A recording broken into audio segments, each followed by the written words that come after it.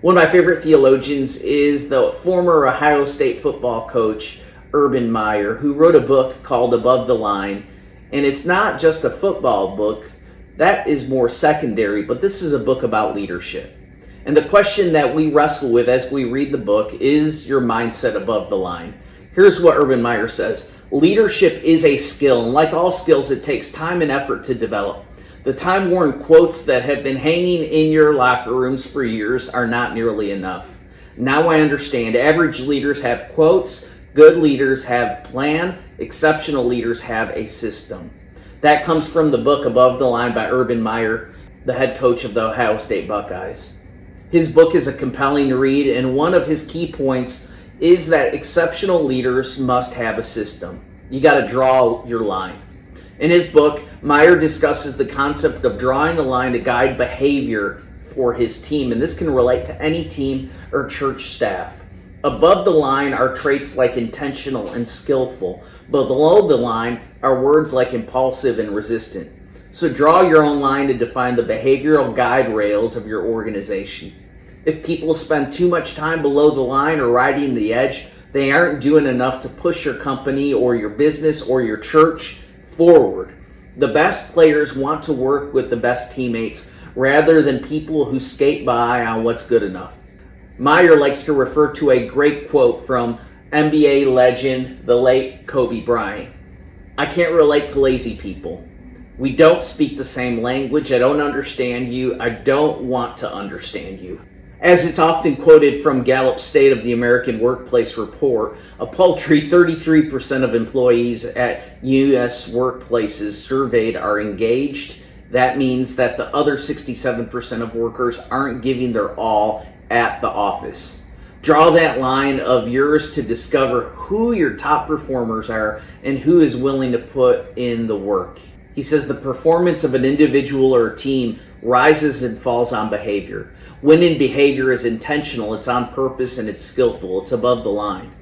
But it's easier to be impulsive, on autopilot, and resistant. This is below the line.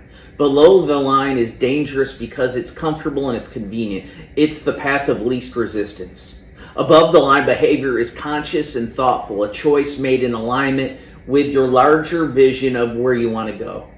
Below the line behavior is directed by impulse with a gradual pull of old habits. You just react without thinking. Below the line is your default response.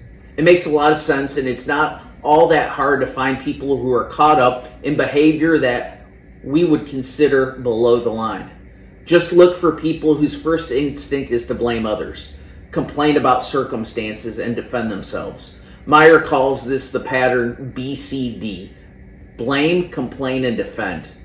Now, as Meyer argues, we don't control the events that occur in our lives, and we don't directly control the outcomes, but we always have control over how we choose to respond.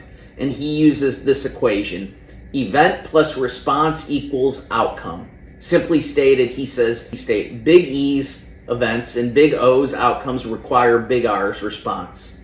To help make that happen, Meyer outlines 6 R factors, response factor disciplines, that he teaches his players that really help any team. Every outcome produces events that are outside your control, along with the ways in which you respond. The only way to affect the outcome, therefore, is to control your response to the preceding events. According to the 2017 workplace stress study, 60% of United States workers feel stressed either all or most of the time at work.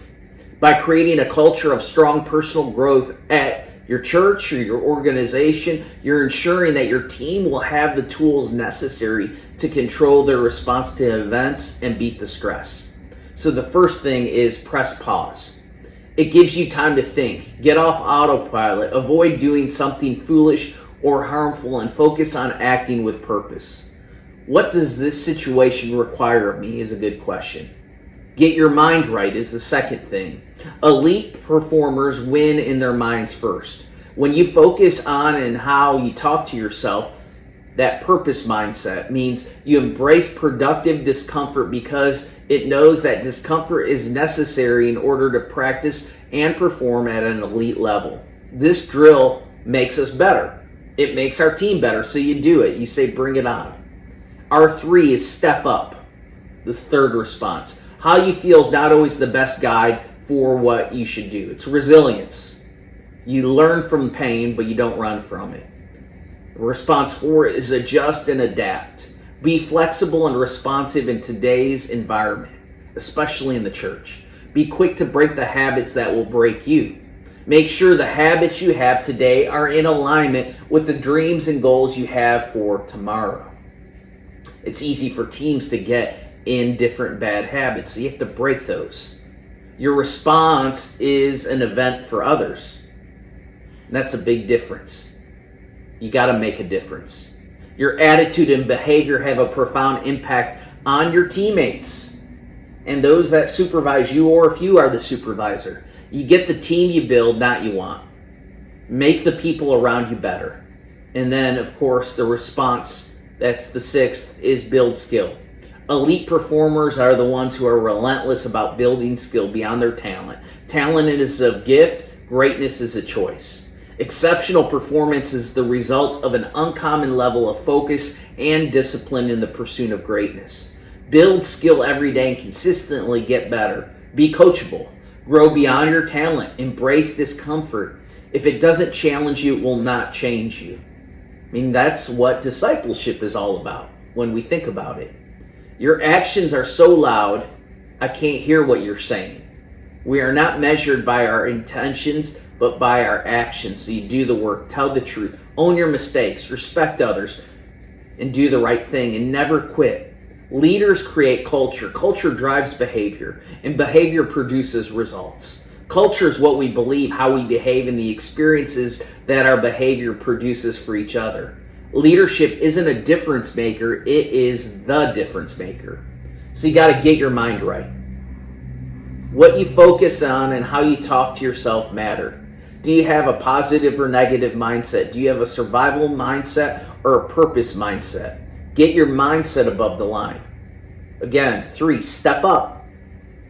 Understand the situation and what is required of you and respond above the line. Adjust and adapt. Consider the current path of your response factor. Where are you? Where are they taking you? Where do you want to go? And you got to adjust accordingly. And of course, make a difference. Take complete ownership of the experience you give to others and your contribution to your team's culture. And then build skill. Elite performers build skill above their talents. Talent may be a gift, but greatness is a choice. Again, Meyer says this: under pressure, we do not rise to the occasion. We rise or fall to the level of our training. So as you're out working on the day-to-day activities in your church, make sure to ask yourselves, are you above the line or below the line? You got to train hard. Your response to events depends on your participation, depends on your preparation. Coach Meyer argues that we rise or fall to the level of our training. Practice makes it easier to adapt to dynamic situations in sports and in church. Although startup culture seems to regard training as almost a dirty word, like you're in church planting, teams that train hard together will be better prepared to navigate the storms of the church world. Research by the Executive Search Group indicated that 59% of employees surveyed would be more satisfied at work if they had access to projects that kept their skills sharp. So take training for your church and your team as seriously as college football teams do. Coach your players, build your team, hone people skills.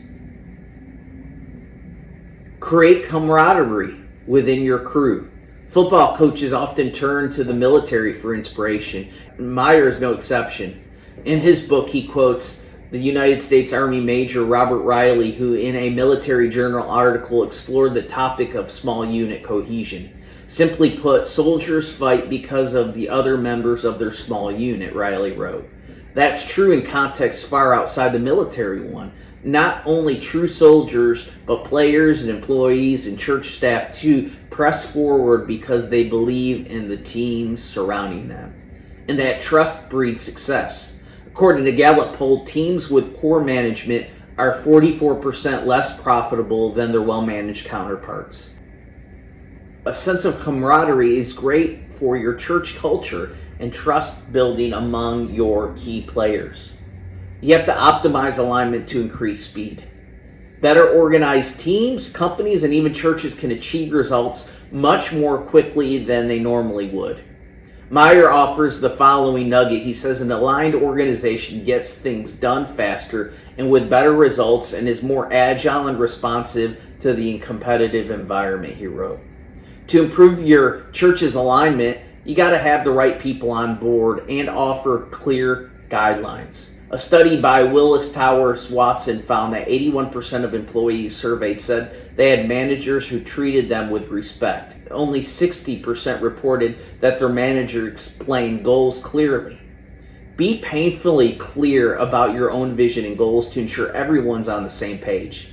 Also, empower leaders to build and maintain alignment in their units or in the church. Once you've established a game plan, get out of the way. When you empower and you give them autonomy, you're able to hold them accountable for the results.